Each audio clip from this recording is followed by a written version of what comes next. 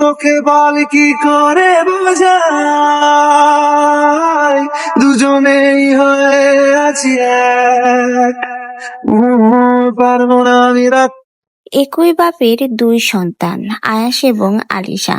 এক সন্তান সবকিছুই পাচ্ছে, আর আরেক সন্তান দেখুন সবকিছু থেকে বঞ্চিত হচ্ছে। বলছি আখের ছেলে আয়াসের কথা। আজকে আলিশার মতো আখের ছেলে আয়াসেরও কিন্তু সবকিছু পাওয়ার অধিকার ছিল। বাবা মা দুজনের সাথে সুন্দরভাবে বড় হওয়ার কথা ছিল, কিন্তু দেখুন বিধাতার কি খেলা। আজকে আলিশা সব পেলেও পাচ্ছে না আয়াস। আয়াস আজকে তার বাবার ভালোবাসা থেকে বঞ্চিত। বাবা বলে ডাকতে পারছে না বাবাকে, কাছে পাচ্ছে না, পাচ্ছে না বাবার আদর ভালোবাসা।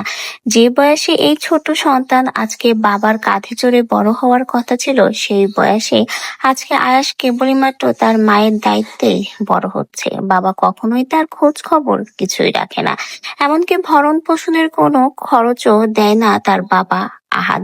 আদেও কি তার বাবা আহাদ এটা ঠিক করছে? এক সন্তানকে ভালোবাসা দিয়ে মুড়িয়ে রেখেছে, আর অন্য সন্তানকে বাবার ভালোবাসা থেকে বঞ্চিত করে যাচ্ছে প্রতিনিয়ত।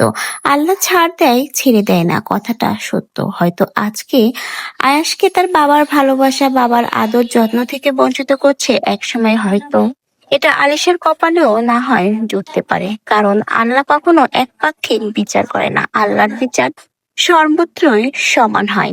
আজকে আখির ছেলে একাই বড় হচ্ছে তার মায়ের কাছে, নানা বাড়ি, যেখানে আজকে তার দাদা বাড়ির সকলের সাথে, বাবা মায়ের সাথে হাসি আনন্দে ভালোবাসায় বড় হওয়ার কথা ছিল, সেখানে আজকে আয়াস কেবলই মাত্র মায়ের কাছে, মায়ের পরিবারের কাছে বড় হচ্ছে। এটা কিন্তু আসলেই খুবই কষ্টের, একটা মায়ের কাছে, একটা সন্তানের কাছে। আয়াস যখন বড় হবে, এই সকল কিছু দেখবে, তখন সে বুঝতে পারবে তার ছোটবেলাটা কতটা কষ্টে কেটেছে। বাবার ভালোবাসা থেকে সে প্রতিনিয়ত বঞ্চিত হয়েছে, যেটা কখনোই তার হওয়ার কথা ছিল না। কিন্তু আজকে কেবলমাত্র বাবা মা এবং সামাজিক কিছু পরিস্থিতির জন্য একটা ছোট্ট সন্তানের ভবিষ্যৎটা এবং তার শৈশবটা নষ্ট হয়ে গেল।